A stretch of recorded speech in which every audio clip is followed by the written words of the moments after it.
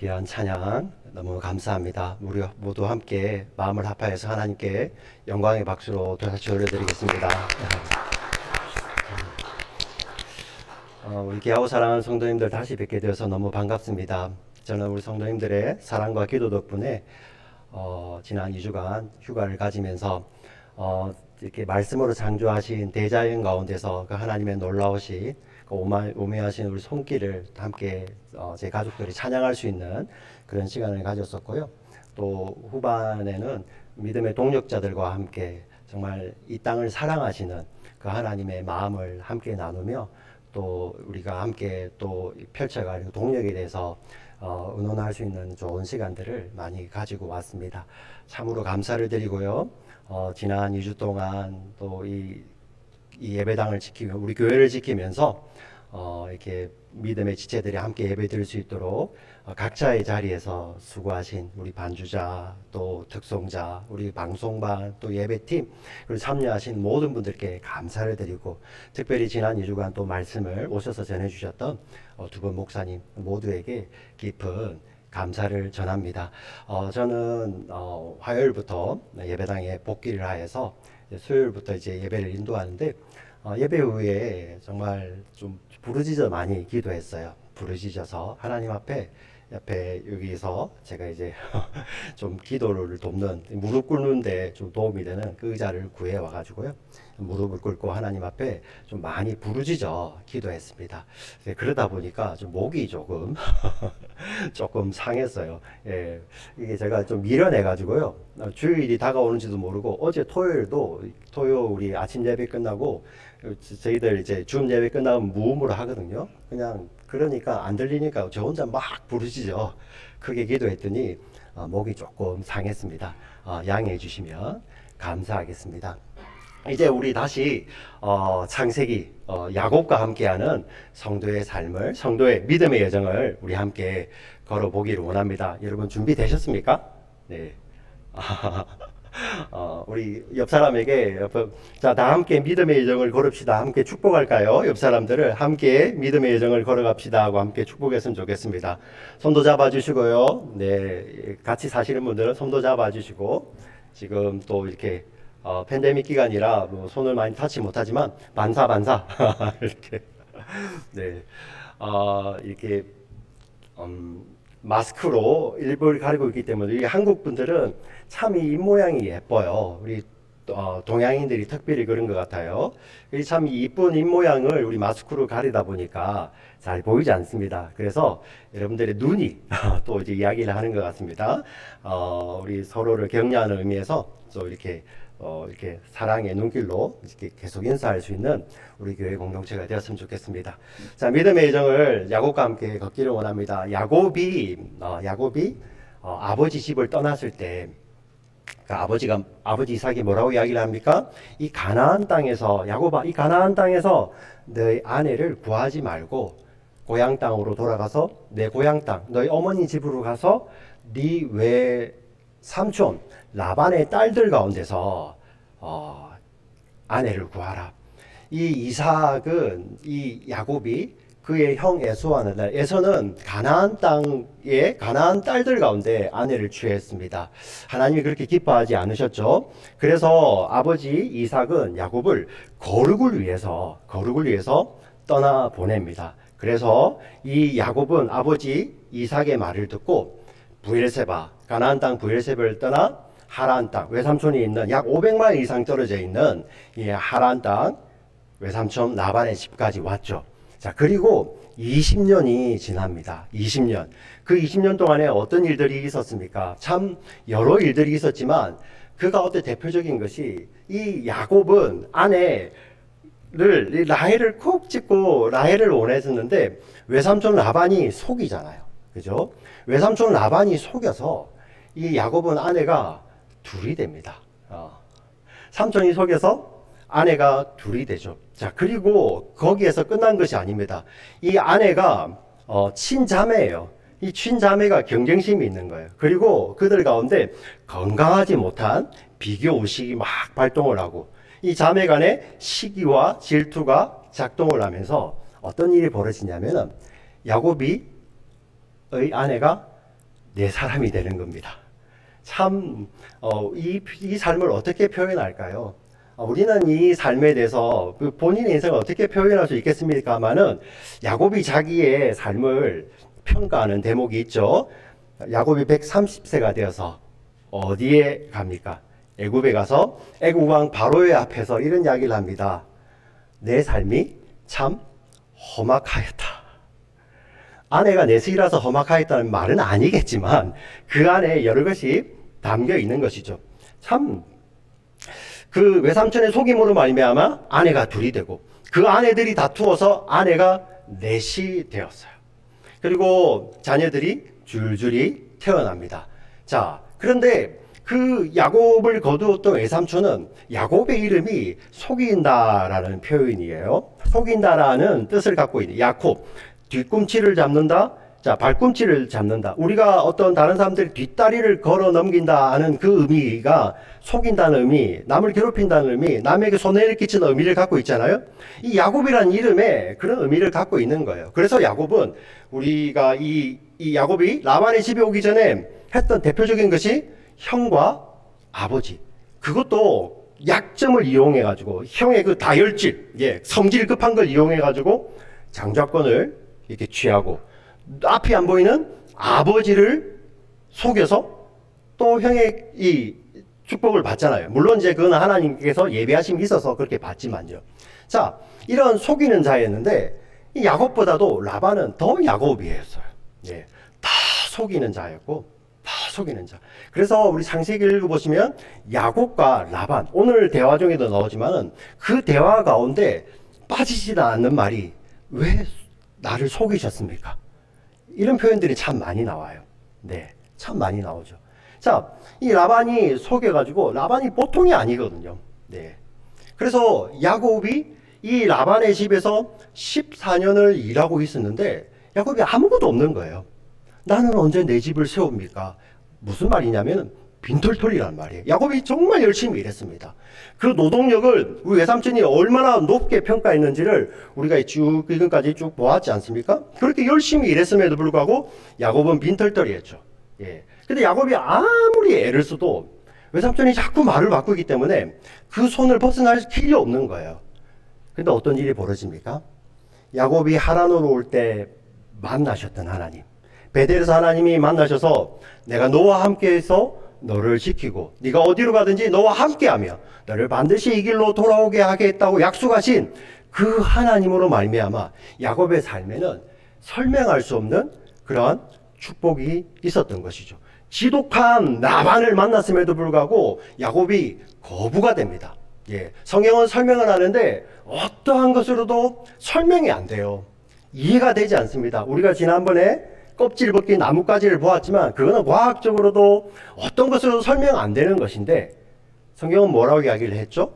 30장에 그 앞에 앞서 나왔던 합한체와 같은 것으로 그냥 하나님께서 야곱을 돌보시고 하나님께서 야곱의 그 신음소리에 응답하시고 하나님께서 라반을 판단하심으로 말미암아 야곱이 부자가 된 거예요. 네, 부자가 되었습니다. 그리고 하나님께서는 이 야곱에게 드디어 떠나라고 말씀을 하십니다. 떠나.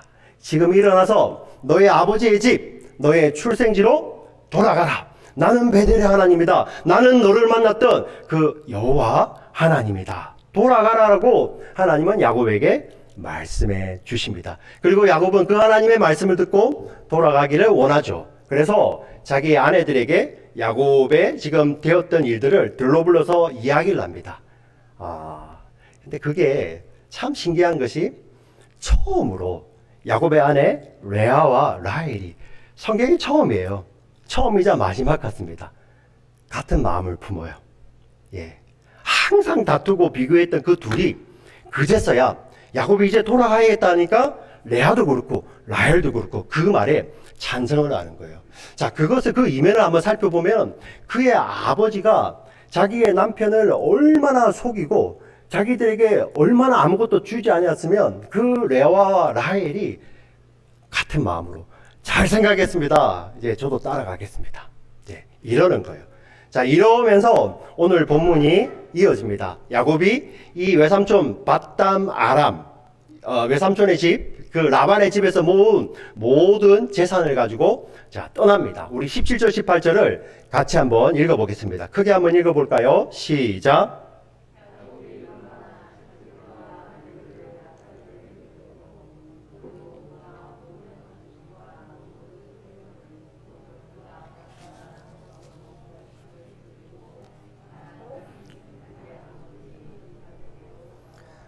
네, 여러분 읽으신 이 본문이 제가 지금까지 설명드렸던 것의 요약이죠. 네.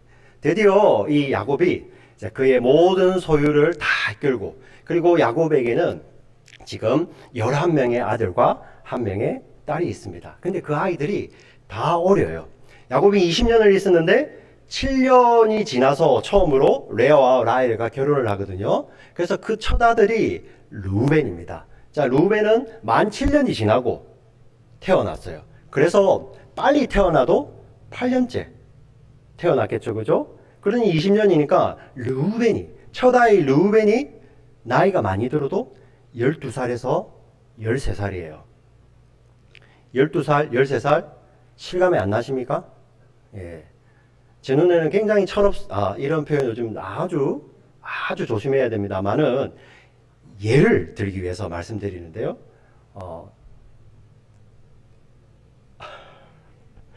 둘이 있네요, 둘이. 큰 애가 아직 14살, 작은 애가 12살입니다. 이 큰 애가 이번에 어떤 봉사 캠프를 갔는데, 저희 아내가 가서 화장실이나 잘 갈 수 있을까? 이렇게 낮추려고 하는 거 아닙니다. 네, 그만큼 아직 어리다는 거예요. 네, 12살, 12살. 12살, 이 큰 애가, 루벤이 12살이면 그 뒤에 동생들은 어떻겠습니까? 심지어 맨 막내 요셉의 경우에는 몇 살이겠어요?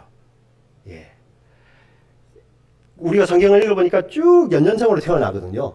연년생으로 쭉 태어나니. 자, 이 루벤이 12살이면 뒤에 막내 요셉은 12번째인데요. 뭐,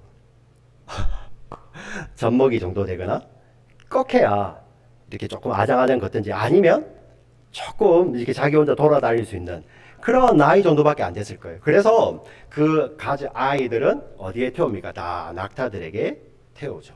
그리고 우리 양떼들, 야곱이 모았던 양떼들, 사실 양떼들은 그렇게 빠르지 않습니다. 자, 그런데 야곱은 사실 또 치밀해요. 라반에 비해서 못 미치지만 야곱도 치밀한 자입니다. 어떤 계획을 세우냐면은 이제 우리는 한국에 계셨던 분들은 우리 한국은 거의 이제 농사를 많이 지었지 않습니까? 그 추수 때의 기쁨을 생각하십니까? 뭐 과수원이든 아니면은 벼농사를 짓든 보리농사를 짓든 그렇게 추수하며 타작할 때 굉장히 기뻐하시죠, 그죠? 네, 굉장히 기뻐하십니다. 봄철 모내기는 힘든 것이지만 그 모내기를 견딜 수 있는 것은 가을에 추수할 때의 기쁨이 있어서 그런 것이죠. 이 양을 치는 자들에게는 양털 깎는 것이 그러한 시기입니다. 예. 양털을 깎을 때는 친지들을 불러다가 잔치하면서 고대근동에 그렇게 했습니다. 지금도 중동에 가면은 그런 문화가 남아있죠. 양털 깎을 때는 가족들이 친지들이 함께 모여서 잔치하며 약 일주일간 양털을 깎으며 즐겁게 잔치를 벌리는 거예요. 그게 문화입니다. 야곱이 어느 날을 디데이로 잡느냐면은 라반이 양털 깎으러 갈 때를 이렇게 디데이로 잡는 것입니다. 참 신기하죠. 제가 말씀드린 대로 가족들을 함께 불러서 그 잔치에 참여하는데 우리가 이렇게 행간을 읽을 수 있습니다. 이러한 작은 것에서부터 이미 야곱은 라반이 누리고 있는 그러한 것에서는 많이 제외가 되어 있는 거예요. 예. 신지들 그리고 가까운 사람들 불러서 양털 깎으며 잔치하는데 야곱은 가지 못하는 거예요. 해마다 못 가는 것입니다. 그냥 야곱은 죽자 사자 일만 해야 되는 것이었죠. 자, 그런데 그것을 야곱이 이용을 합니다. 이용을 해서 오늘 우리 19절, 20절을 같이 한번 읽어보겠습니다. 같이 읽겠습니다. 시작.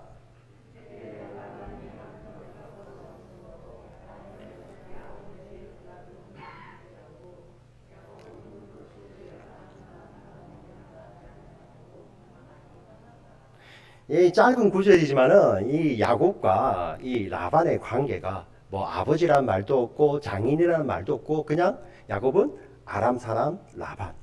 좀 이렇게 냉정해 보이죠. 근데 라반이 이미 그렇게 하고 있는 거예요.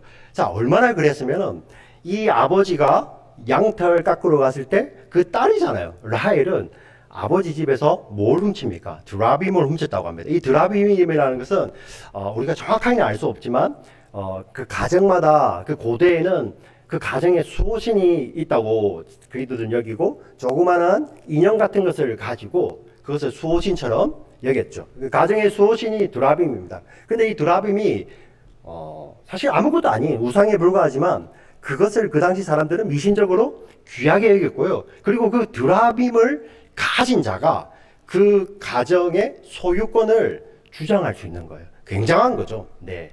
굉장한 겁니다. 자, 아버지가 양털 깎으러 갔을 때 그 딸 라헬은 누구도 모르게 그 드라빔을 훔쳐버리는 거예요. 자, 야곱은 이 장인이 멀리 갔을 때 양털 깎으러 갔어요. 그 거리가 얼마인지 우리 21절 22절에 나옵니다. 같이 한번 읽어보겠습니다. 21절 22절 같이 읽겠습니다. 시작.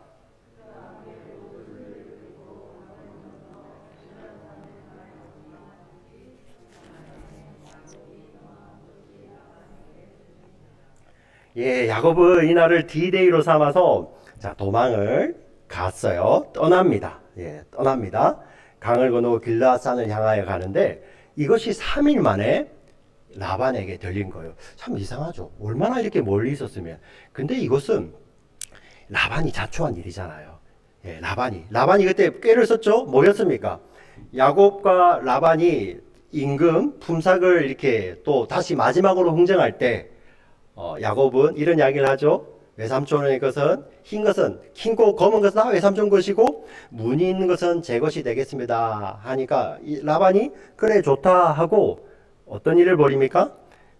아롱지고 무늬 있는 거 이런 것들은 다 자기 아들에게 맡겨서 며칠 길을 띄워버리죠? 3일 길을 띄워버렸잖아요. 예. 무슨 말입니까? 하나도 안 주겠다는 말이에요. 예. 그리고 야곱에게 뭐만 시킵니까? 자기 집에 있는 라반 거. 아무 무늬 없는 흰 양들. 그 야곱은 그냥 아무리 일을 해도 외삼촌 것만 돌보도록 야반이 그런 꾀를 쓴 거예요. 야, 이 가운데서 야곱이 부자 될 수 있었던 것을 우리가 보았지 않습니까? 하나님의 간섭이고 하나님의 개입이었죠. 그로 말미암아 야곱의 삶이 복을 받은 거였죠. 자, 라반은 이렇게 꾀를 내서 3일 길을 띄어 그곳에서 자기 양들을 이렇게 치고 있죠. 자기 라반의 아들들이요. 자, 그곳에 지금 이렇게 양털 깎으러 간 거예요. 라반이 이 야곱을 조금이라도 내 사위처럼 여겼으면 데리고 가야죠. 근데 그런 게 없었습니다. 그런데 야곱은 그것을 이용하는 것입니다. 3일 길을 가야 되고요. 그리고 그곳에서 일주일 동안 잔치를 벌이니까 라반이 돌아오면 이 야곱은 떠나고 없는가요? 예. 그 야곱이 머리를 쓴 겁니다. 자, 그리고 야곱이 자기의 모든 것을 이끌고 다 떠나는데 이 소식이 라반에게 3일 만에 들린 거죠. 자, 여기 보면 자, 야곱의 그 머리가 보통이 아닌 것을 볼 수가 있습니다. 자, 일단 하란에서 가나안으로 들어오려면은 이제 강을 건너야 됩니다. 이렇게 뭐 얕은 쪽을 향해서 강을 건너겠죠. 그리고 여기 아버지 집 이 땅으로 오기 위해서는 여러 길이 있는데 오늘 본문에 보니 길라산을 향하여 도망하였다고 나와 있습니다. 산길입니다. 산길. 예, 야곱의 이 잔꾀가 보이는 거예요. 그 당시 여러 가지 길이 있죠. 그죠? 그리고 특별히 이 하란에서 이 가나안으로 오는 길에는 평지 길이 있어요. 평평한 길. 근데 야곱이 그 평지 길을 안 갑니다. 사실 한번 우리 상상을 한번 동원해 볼까요? 많은 양떼를 이끌고 가야 됩니다. 그리고 어린 아이들이 있어요. 여러분 낙타 혹시 타보신 분 계십니까? 낙타 타는 것이 쉽지가 않습니다. 여러분 낙타 타신 분들 이렇게 모양 자세가 희한한 자세로 타고 있거든요. 그 이유가 뭔지 아십니까? 아파요. 예, 많이 아파요. 예, 그래서 타기가 쉽지 않습니다. 그리고 낙타는 아주 빨라요. 예. 우리 생각보다 훨씬 더 빠릅니다. 낙타는 말처럼 뛸 수 있습니다. 그런데 그 속도도 그렇게 뛸 수 있지만 낙타의 장점이 뭐냐면은 오래 뛸 수 있어요. 몇 날 며칠을 뛸 수 있습니다. 낙타는 대단하죠. 그런데 그 낙타 위에 어린 아이들을 태우고 있으면 예, 뭐 지금처럼 우리 안전벨트가 있는 것도 아니고요. 네. 그럼 없잖아요. 그러면은 아무리 성인이 그 어린 아이를 같이 태우고 있으면 운전을 잘한다고 해도 낙타를 잘 몰란다고 해도 빨리 갈 수가 없잖아요. 어린 아이 때문에. 네. 그리고 아픕니다. 그래서 산길을 가는 것이 아주 안 좋죠. 그래서 당연히 평지로 가야 됩니다. 평지로. 근데 야곱이 머리를 쓴 거예요. 우리 외삼촌 라반 이 사람이 쫓아올 것 같은데. 네. 쫓아올 것 같은데 3일 길이 떨어져 있고 그리고 그 소식을 듣고 다시 쫓아오는데 또 3일 6일이라는 간격이 뜨잖아요. 그런데도 불안한 거예요. 혹시 쫓아오면은 우리가 평지길을 가다가는 분명히 잡힌다. 그래서 이제 머리를 쓴 거죠. 우리가 분명히 아이들이 있고 이런 양떼들이 이끌고 가면 분명히 평지로 가야 되는 게 정석입니다. 정석. 그런데 야곱이 꾀를 부린 거예요. 그래서 산지 길라 산길을 돕니다. 예. 이렇게 야곱의 장깨가 보이죠. 자, 그러자 라반은 이 소식을, 자, 야곱의 일가가 다 떠났다는 소식을 라반이 들었죠. 그리고 막 분노하여서 집에 돌아옵니다. 일단은 뭐부터 찾겠어요? 혹시 이 야곱이 자기 것 말고, 사실 라반의 입장에서는 모든 게 자기 거였는데 하나님 때문에, 라반이 알아요. 하나님 때문에 야곱의 것이 늘어났거든요. 자, 그거는 트집은 못 잡지만 혹시라도 자기 것을 챙겨 나가면은 라반은 그걸 가지고 야곱을 다시 잡아올 수 있어요. 고대에는 훔치는 거 굉장히 큰 죄입니다. 예, 고대에는 훔치는 것이 굉장히 큰 죄입니다. 근데 라반이 와서 찾아보니까 뭐가 없어진 거예요? 예. 뭐가 없어졌죠? 다시 안 들리네. 뭐가 없어졌습니까? 두라빔이 없어진 거예요. 두라빔이. 이 철없는 라헬이 훔침으로 말미암아 라반을 자극한 거죠. 예. 고대에는 그 훔치는 것이 아주 큰 죄인데 이 두라빔이 어떤 거였죠? 그 소유 전체 소유권을 행사할 수 있는 그런 거잖아요. 어떤 의미냐면은 만약에 야곱이 이것을 훔쳐갔으면 라반이 가서 야곱의 모든 것을 다 빼앗고 다시 되돌려 와서 종처럼 부릴 수 있는 거예요. 옳거니 하겠죠. 라반이 안 쫓아가겠습니까? 예. 그래서 이제 라반은 낙타를 타고 쫓아가죠. 아라비아 로렌스 같은 영화를 한번 보십시오. 낙타가 굉장히 빨리 달립니다. 그리고 이 라반이 얼마나 머리를 잘 굴리는지, 요것 봐라. 예. 분명히 이 그런 갈림길이 나타났을 때 야곱은 이 길로 가지 않고 평지로 가지 않고 나를 따돌리기 위해 산길로 갔을까요? 그리고 라반은 어느 길을 쫓아왔을까요? 바로 길랏 산길로 쫓아옵니다. 23절 읽어보겠습니다. 23절, 24절. 23절 읽겠습니다. 시작.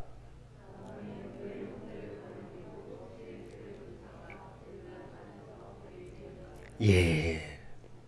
라반이 그의 형제들을 거느리고 며칠요?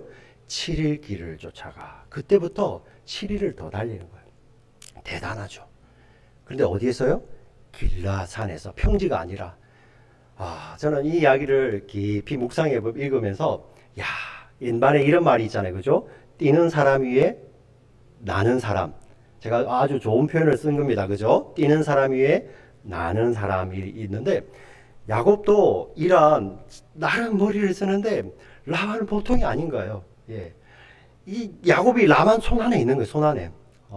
여러분 한번 우리가 같이 한번 생각해 보면 좋겠습니다. 예. 라반은 지금 누구를 지금 데리고 그의 형제들이라고 돼 있죠. 그죠? 라반은 그 지역에서 이미 오래 털을 잡고 있는 사람이에요. 그 지역에서 유지입니다. 그의 형제들 하면 다 남자들 아니겠습니까? 그에 반해서 야곱은 맏아들 루벤이 이제 12살 정도밖에 안 되는 아주 어린 아이죠. 무엇입니까? 힘을 쓸 수 없는 아이들이에요. 그리고 이 야곱의 뭐 이렇게 하인들이 있겠지만은 이들도 그 근원이 어디입니까? 그 라반이 있던 바탕 아람 아닙니까? 영향이 있는 거예요. 그들이 라반을 거역할 수가 없는 거죠. 예. 이게 막 쫓아오는 것입니다. 자, 야곱과 라반의 힘의 균형추가 어디에 있냐면은 이거는 비교도 안 되게 라반에게 기울어져 있는 거예요. 라반, 야곱 이렇게 기울어져 있는 거예요. 예. 야곱 나름대로 머리를 쓴다고 하고 있는데 라반은 그 야곱 위에 있는 것입니다. 도저히 이 야곱은 라반의 손에서 벗어날 수가 없는 것입니다. 이렇게 힘의 균형처가 기울어져 있는데 이게 이렇게 역전하는 계기가 있어요. 그게 무엇일까요? 야곱은 라반에게 없는 누가 계셨죠? 하나님이 계신 거예요. 예. 누가 봐도 힘의 균형처는 라반에게 있어요. 예. 라반의 그 잔머리는 야곱이 당할 수가 없습니다. 그 야곱이 그렇게 잔머리가 뛰어났는데 라반은 야곱을 그렇게 속여 먹잖아요. 네. 그의 아내들마저도 이 당하는 야곱이 너무 불쌍해 보일 정도로 라헬과 레아가 한 목소리로 우리 진짜 떠나자. 네. 이렇게 기울어져 있는데 이것을 단숨에 역전시키는 분이 계셨으니 야곱에게는 누가 계셨다고요? 하나님이에요. 24절을 같이 읽겠습니다. 시작. 밤에 하나님이 아람 사람 야곱에게 라반에게 현몽하여 이르시되 너는 삼가 야곱에게 선악간에 말하지 말라 하셨더라. 예. 하나님이 계세요. 하나님이. 예. 도저히 야곱이 아무리 몸부림쳐도 이 라반의 손길을 벗어날 수 없는, 야곱이 아무리 이렇게 노력해도 야곱을 옥죄는 그 세상으로부터 야곱이 벗어날 수 없는데 그 야곱을 건져내시는 분이 계시니 바로 누구시냐면은 하나님이시라는 것입니다. 여러분 믿으십니까? 네, 하나님이 그 일을 하시는 거예요. 근데 야곱이 이 일을 알았겠습니까? 네. 야곱이 꿈이라도 알았겠습니까? 라반은 하나님을 잘 모르는 사람이잖아요. 그런데 하나님께서 밤에 라반의 꿈에 나타나셔서 라반아 너는 그 야곱에게 선악간에 말하지 말라 이런 말씀만 하실 줄 야곱이 꿈에도 알았겠습니까?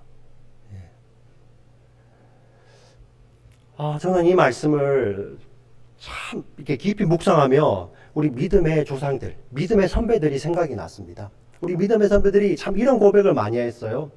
우리가 이 땅을 살고 하나님 품에 안겼을 때 그때 가면 우리가 이것을 깨달을 것이다. 우리가 생각보다 하나님께서 우리를 더 많이 지키시고 더 많이 보호하셨다는 거예요. 우리의 생각보다, 우리의 상상보다 하나님께서 더 많이 지키시고 더 많이 보호하셨다는 것입니다.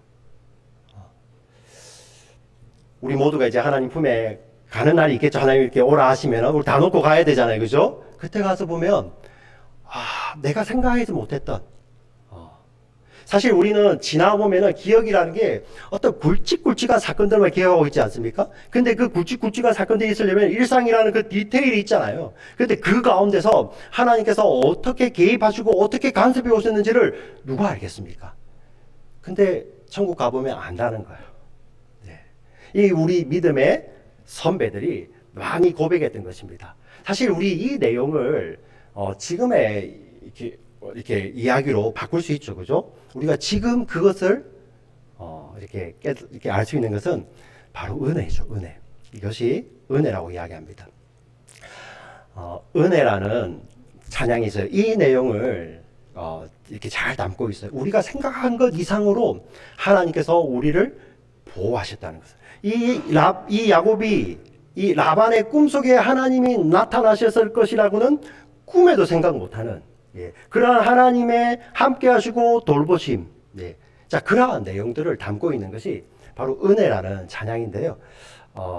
제가 이렇게 부르짖어 기도만 안 했으면 제가 딱 부를 텐데, 막 부르면은 이렇게 아마 은혜가 떨어질 것 같아서요. 우리 다음에 이 찬양팀이나 아니면 우리 성가대에서 이 찬양을 한번 불러주기를 부탁을 드리고요. 저는 이 가사만, 앞부분에 있는 가사만 제가 한번 읊어드리도록 하겠습니다. 우리 성도 여러분 한번 잘 들어보시면 좋겠습니다. 눈을 감으셔도 좋겠어요. 은혜라는 찬양의 첫 부분에 나오는 가사입니다.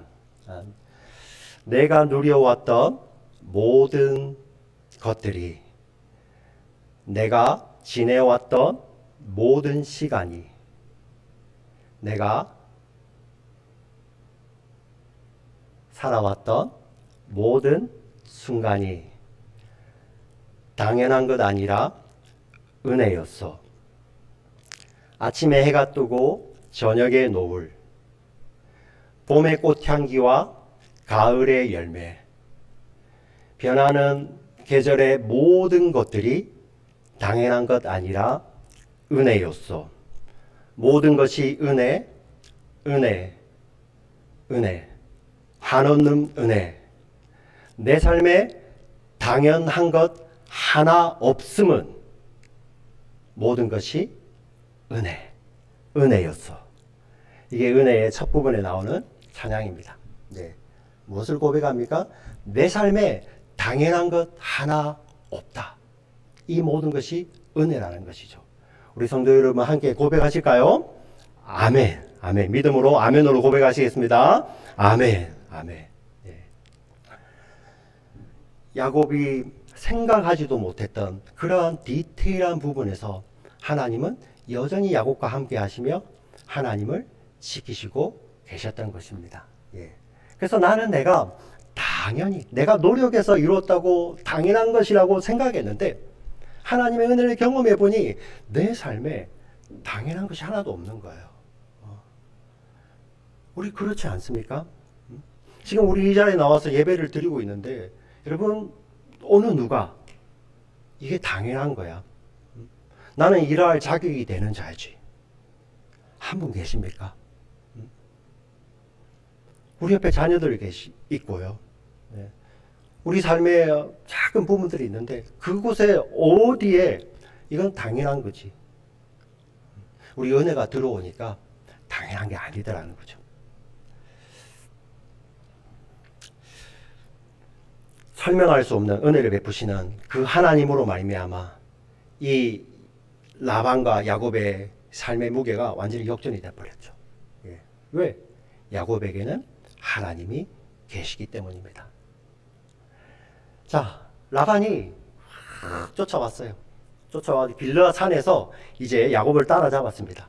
그리고 이 라반이 야곱에게 하는 말들이 26절부터 쭉 이어지는데 그간의 20절부터 28절을 우리 같이 읽을 텐데요. 거기에서 반복되어 나오는 이야기들이 있습니다. 눈여겨보시면 한번 읽어보시면 좋겠습니다. 26절부터 28절을 같이 읽겠습니다. 시작.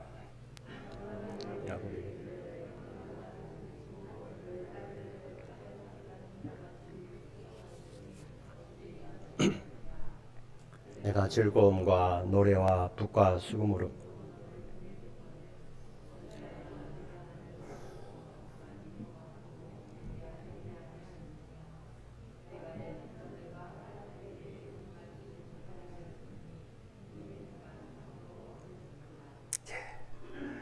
여기 보시면 라반이 반복해서 하는 말이 너는 어리석다.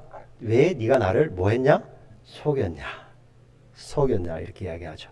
근데 이 라반의 이야기를 들어보시면 후반부에는 조금 맞는 말들이에요. 인사도 안 하고 떠난 거 맞잖아요. 예, 인사도 안 하고. 근데 야곱이 언제 라반의 딸들을 여기 위에 보시면 칼에 사로잡힌 자 같이 끌고 갔으니 이 전쟁터에서 전쟁에 젖어서 전쟁 포로로 끌려갈 때 그죠? 그냥 온몸을 묶어서 끌고 가잖아요. 야곱이 그의 아내들을 이렇게 끌고 갑니까? 지금 가장 좋은 물론 좀 아프지만 낙타 위에 태워서 가고 있죠. 네. 그리고 이 라반이 알았더라면 이렇게 즐거움과 노래와 붓과 수금을 파티하고 페어웰 파티하고 보내주겠다. 라반이 그럴 사람이 아니죠. 예, 라반이 지금 거짓말을 하는 거예요. 근데 이 라반이 야곱에게 너 왜 나를 속였냐? 예, 나를 속였냐? 참 이 이야기를 들어보면은 이 야곱이 그 라반의 집에서 있었던 20년이 얼마나 힘들었는지를 우리가 간접적으로 경험할 수가 있죠. 사실 이 라반을 묵상하면서 왜 사람들은 이렇게 속일까? 네, 속일까? 이 라반처럼 왜 이렇게 속일까? 참 원인을 한번 묵상을 해봤어요. 예, 주요한 원인이 뭐 여러 가지 원인이 있겠지만 한 세 가지가 있더라고요. 첫 번째는 내가 이렇게 이게 속임으로 말미암아 내가 손해가 아니고 이익이 될 때 사람들이 속이더라고요. 이것을 통해서 내가 좀 이익이 되면 속여요. 그게 주요 원인 중에 하나입니다. 또 한 가지는 무엇입니까?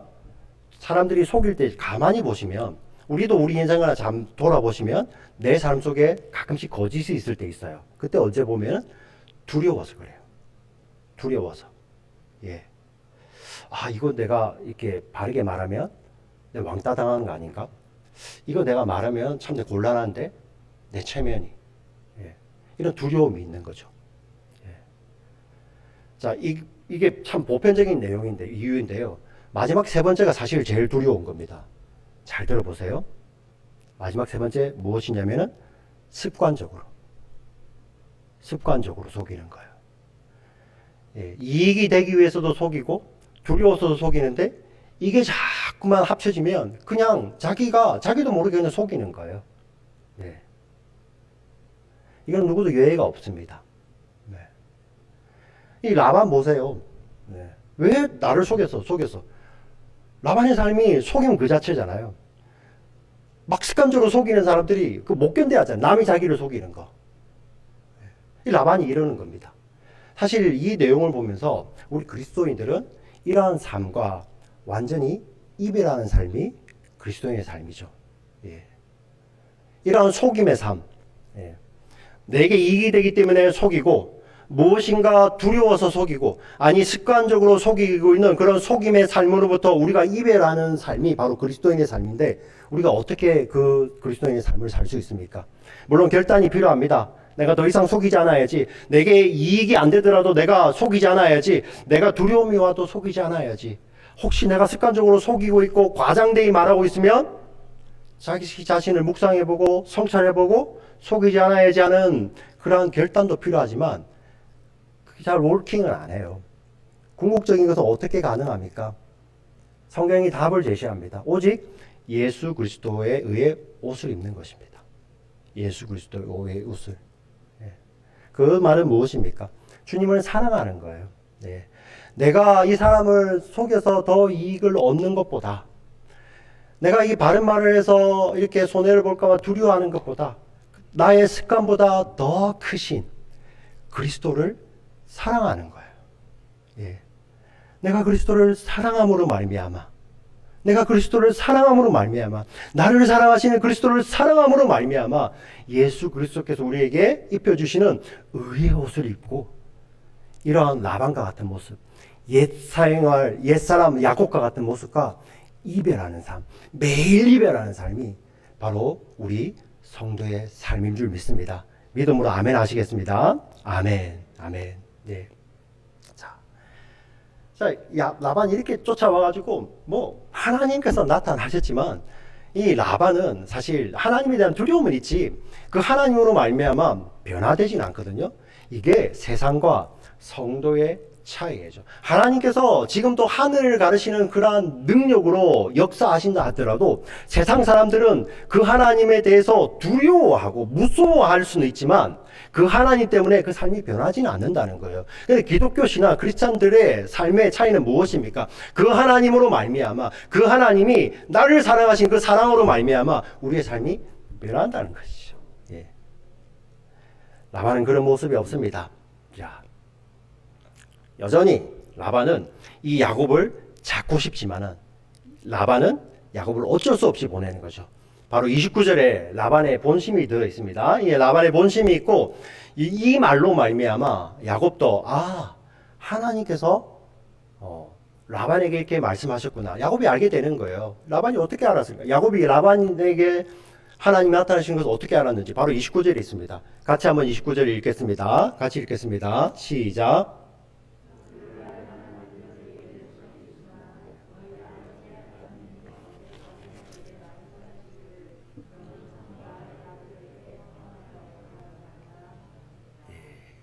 라반이 분명히 이야기하죠. 하나님 나타나셔서 이 일에 선악을 누가 옳고 그른 것을 가리지 말라라고 말씀을 하신 거예요. 자, 야곱은 이 라반의 이야기를 들어보면 어떠한 일이 있어도 이 라반은 이 야곱을 놓을 마음도 없었고요. 반대로 야곱은 라반의 손에서 벗어날 수가 없었죠.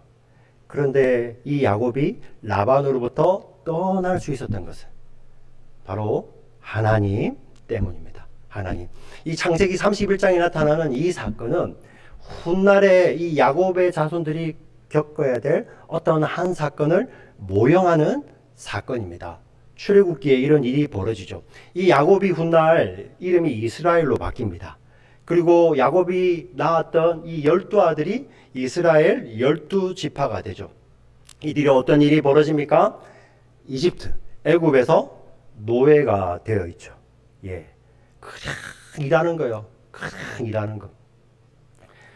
차이가 있다면요. 그래도 이 창세기 31장에 이 라반은 야곱의 외삼촌이고요. 야곱의 아내들의 아버지고 야곱의 아들들의 외할아버지잖아요. 그래서 그렇게 막 이렇게 물리적으로 해코지하지는 않지만은 출애굽기에 그 이스라엘 그 자손들 12지파들은 이 애굽 왕 바로 그 당시 세계 최강대국인 애굽 왕 바로가 그들을 노예로 부립니다. 그가 애굽 왕 바로가 얼마나 잔인했으면 여러분 태어난 아기들 얼마나 귀엽습니까? 그 천진난만한 아이들을 그냥 자기 생각에 이게 우리에게 전혀 도움이 되지 않아 할 때 그 아기들을 끌어다가 나일강에 던질 수 있는 자가 바로 바로였습니다. 그리고 그 바로는 어떠한 자입니까? 지금 나의 이익을 주는 이 나의 노예들이 떠나는데 이 노동력을 확보하기 위해서는 이 노예들의 지도자들의 죄송한 표현이지만은 많은 피를 얼마든지 그 피를 흘려서라도 내 노동력을 지킬 수 있으면은 놓지 않을 자가 바로 바로입니다. 하나님 어떻게 아십니까? 지금 라반의 꿈속에서는 말씀하셨던 하나님이 이 바로는 어떤 자였죠? 내가 세상의 왕이다. 바로는 자기 자신이 신이라고 여기잖아요. 내가 세상에서 가장 강하다고 했던 그 세상신 바로를 하나님께서 심판하시고 하나님의 심판 가운데 세상에 어떻게 놓여 있는지를 보여주시죠. 예. 바로 노아 홍수 때 물이 덮었던 것처럼 바로의 군대가 물 가운데 다 수장되어 버리는 것입니다. 제가 말씀드렸던 창세기와 출애굽기의 이 사건들은, 창세기의 사건들은 장차 약 500년 뒤에 그 야곱의 후손들이 겪어야 될 그 사건들을 모형적으로 보여주는 것인데, 이 창세기와 출애굽기에 나오는 이 사건들은 장차 하나님의 백성들, 우리들이죠. 우리들이 겪어야 될 것들을 구속사 가운데서 모형적으로 보여주는 사건입니다. 하나님께서는 우리입니다. 하나님의 자녀들, 그들을 해방시키십니다. 어디로부터 해방시키시죠? 죄와 사망의 권세로부터 해방시키십니다. 그런데 이것은 같은 해방인데 조금 달라요. 사실 창세기, 출애굽기 그때 라반의 손으로부터 벗어나는 거, 사실 이 야곱의 가족들을 또 라반이 쫓아올 수 없는 멀리까지 벗어나고 라반이 나이 들어 이렇게 죽게 되면 그거 끝나는 거예요.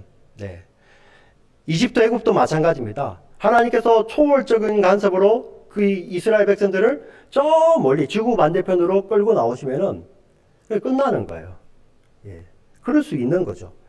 그런데 우리들, 구속사 가운데서는 어떻습니까? 우리는 그럴 수 없다는 거예요. 우리가 어디에 노예였습니까? 죄와 사망의 권세 아래 사로잡힌 자들이죠. 이것은 어떤 의미냐면은 죄와 사망의 권세 아래 사로잡혔다는 것은 우리가 어떤 다른 곳을 가든 가나안 땅을 가든 지구 반대편에 가든 뭐 북극을 가든 산을 가든 바다 깊은 곳을 가든 그 죄와 사망의 권세로부터 벗어날 수 없다는 것입니다. 그 권세가 얼마나 강하냐면은 그 죄와 사망의 권세 아래에 있던 것을 이렇게 표현합니다. 죽음이 아니라 영벌이라고 표현해요. 영벌. 우리가 죽으면 끝나지 그런 것이 아니라 사실 죽고 나면 이제부터 더 시작인 것이죠. 하나님 없는 자들에게 펼쳐지는 것은 영벌이잖아요. 영벌. 그 가운데서 하나님께서 우리를 건져내시는데 이 영벌의 권세는 무엇으로만 건져낼 수 있냐면은 이 영벌 가운데서 건져내기 위해서는 영원한 생명이 지불되어야 돼요. 영원한 생명이.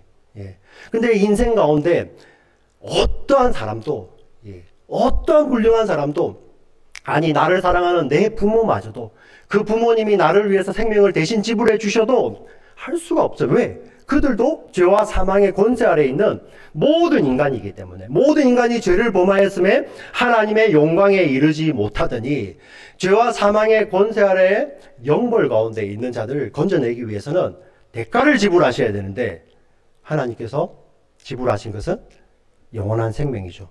바로 누구입니까? 하나님이시자 하나님의 아들이신 성자 하나님, 독생자 하나님의 생명, 영원한 생명을 지불하시는 것입니다. 네. 저는 이게 너무가 은혜가 됩니다. 우리 성도님들도 함께 은혜를 나누기를 원합니다. 하나님의 능력의 하나님이세요. 네. 이 야곱의 뒤를 쫓고 있는 이 라반에게 밤에 꿈에 나타나셔서 손대지 마! 이러실 수 있어요. 예. 내가 이 세상의 왕이야 하는 게 이집트 바로도 하나님께서 심판하셔서, 예, 그냥 물 안에 던져버릴 수 있는 그런 전능하신 하나님이세요. 근데 그런 하나님이 우리들, 하나님의 자녀들을 영벌 가운데 건져내시기 위해서 무엇을 하십니까? 자기 생명을 내어주시잖아요. 자기 생명을. 예. 우리 예수님께서 이 땅에 몸을 입고 오십니다. 네. 뭐 이렇게 우리 남극 같은 데 갈 때 탐사 가죠. 가서 가보고 힘들면 다시 돌아올게요 아버지. 그게 아니었어요. 오실 때부터, 네, 오시기로 작정하시기부터 오셨어도, 예, 자기의 생명을 내어주시기 위해. 그래서 세상 사람들이 뭐라고 하든, 네, 세상의 속임, 이 라반의 속임은 비교도 안 되는 그 십자가를 지시잖아요. 말도 안 되는 속임, 예, 말도 안 되는 그러한 거짓 증언 때문에 예수님은 십자가를 지시죠. 예. 그 바로의 핍박은 아무것도 비교가 안 되는 그 십자가를 지시잖아요. 예. 근데 예수님 끝까지 가신다는 거예요. 그래서 그 예수님의 태어나심, 그 삶을 성경은 은혜 위에 은혜라고 표현을 합니다. 사랑하는 우리 지체 여러분, 하나님이 이런 분이세요. 하나님 우리를 이렇게까지 사랑하십니다. 예. 자기의 생명. 예. 어느 누구도 자기 자식 생명 귀한 거 알잖아요. 근데 영원하신 독생자의 생명을 지불하실까지 우리를 사랑하시는 거예요. 그 사랑이 우리를 어떻게 하십니까? 죄와 사망의 어둠의 권세로부터 우리를 건져내시는 거예요. 예. 그 사랑을 받은 자들, 그 은혜 위에 은혜를 받은 자들이 우리인 줄 믿습니다. 네. 믿음으로 고백하시겠습니다. 아멘, 아멘. 우리들입니다. 예. 이 하나님께서 우리와 동행하기를 원하세요. 이 하나님께서 우리와 함께 하십니다. 우리가 생각하지도 못했던 그런 위기의 순간들에 하나님은 우리와 함께 하시며 당신의 은혜를 베푸십니다. 사랑하는 지체들, 우리 함께 고백했으면 좋겠습니다. 네. 모든 것이 은혜였다고. 사실 오늘 그 기도 가운데도 나오지만 이 팬데믹 기간이 길어지면서 참 우리 가운데, 참 인간이 이렇게 인간의 지혜가 워킹하지 않구나 하는 것을 우리가 깨닫게 되고요. 또 한 가지는 인간 참 이렇게 이기적이에요. 네. 깨닫지 않습니까? 네. 물론 어쩔 수 없다는 건 압니다. 미국이 뭐 전 세계 백신을 다 공급할 수는 없잖아요. 자, 그럼에도 불구하고 그 이익을 위해서는 정말 옆에서 주고 가는데도 못 주는 거 아닙니까? 네. 사실 근데 우리 젊은이들이 막 요즘 뭐 이렇게 미국이나 정부에 대해서는 이렇게 아주 그냥 아주 harsh하죠. 그냥 이러면 안 된다고 하는데, 근데 실제 우리 젊은이들 삶, 우리의 삶을, 우리를 보면 우리가 얼마나 이기적인지 아십니까? 요즘 이 팬데믹 기간에 최고로 유행하는 말이 이 말이에요. fire라는 말 들어보셨습니까? fire? 예. fire라는 말이 fi, 재정적으로 독립을 이루어서 re, 빨리 은퇴하는 거예요. 예. 어떤 의미냐면은 40세 이전에 모든 저축을, 모든 것을 다 기울여 가지고 저축하고 투자하고 해가지고 딱 40대 정도 돼서 은퇴해서 나머지 삶을 다 사는 거예요. 왜 그런가 보니까 요즘 말들이 기대 수명이 10년, 20년 길어지거든요. 그게 노후가 긴 거야. 예. 그러니 거기에 모든 것을 올인하는 겁니다. 우리 지금 이 예배를 드리는 청년들뿐만 아니라 지금 유튜브로 드리는 청년들도 그런 마음 갖고요. 그리고 거기에 관심 있고 계실 거예요. 네. 10대, 심지어 10대, 20대, 30대가 아니라 10대들도 요즘 그래요. 네. 그게 틀렸다는 의미보다는 한번 거기에 하나님은 어디에 계신지 한번 생각해 보세요. 우리가 10년, 20년 더 살 것처럼 그렇게 모든 것을 올인하는데 그게 얼마나 이기적입니까? 재정의 모든 것입니다. 그래서 마땅히 하나님께 드려야 될 것도 다 드리지 않습니다. 하나님께서 우리에게 시간을 주시고 건강을 주시고 재물을 주실 때 모든 것을 올인해 가지고 나의 노후를 대비하라 하나님 이렇게 주십니까? 근데 요즘 기독 청년들이요, 예, 거기에 미쳐 있어요. 예, 코인에 미치고.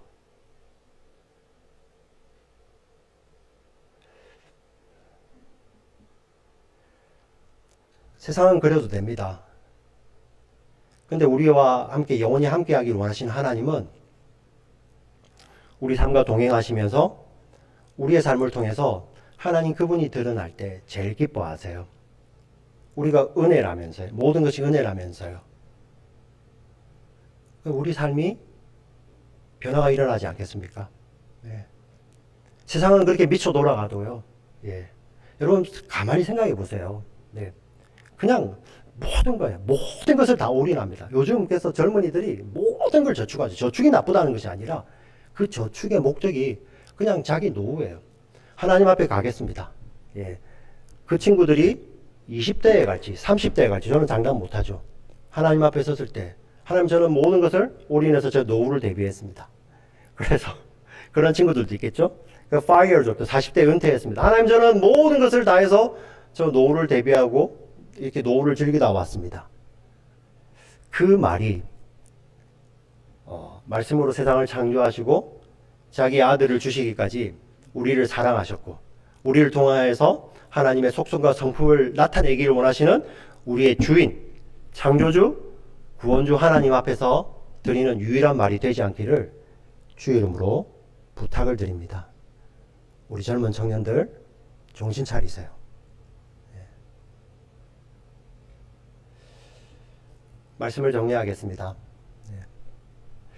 이 야곱의 삶을 통하여서 저 4,000년 전에 어떤 저 중동 집안에 있었던 그런 사건이 아니라 그 말씀의 원리는 그대로 우리들에게 그대로 적용되는 것입니다.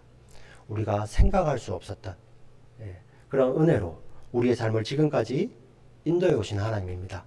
그 하나님을 우리가 고백하기를 원합니다. 은혜 안에서 모든 것이 은혜라고 고백을 하며 그 은혜라고 고백하는 우리의 삶이 그분이 우리의 아버지가 되시고 지금도 살아계셔서 우리 곁에 계시며 동행하신 분이라면 오늘 우리의 삶이 변화가 일어나는 것이 당연한 거 아니겠습니까?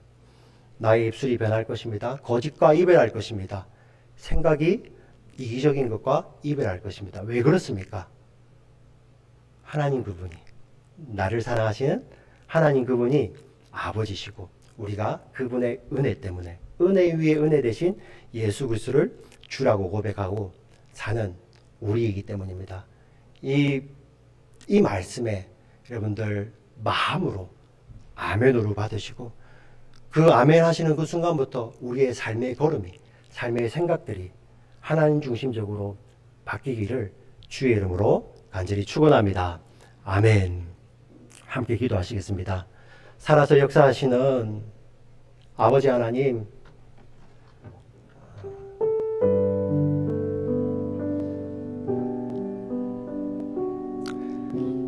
참 감사합니다. 우리에게 말씀 주셔서 감사합니다. 우리의 이 세대를 바라보시면서 하나님이 이미 말씀으로 주셨습니다. 사랑하는 자녀들아, 너희는 이 세대를 본받지 말고 오직 변화를 받아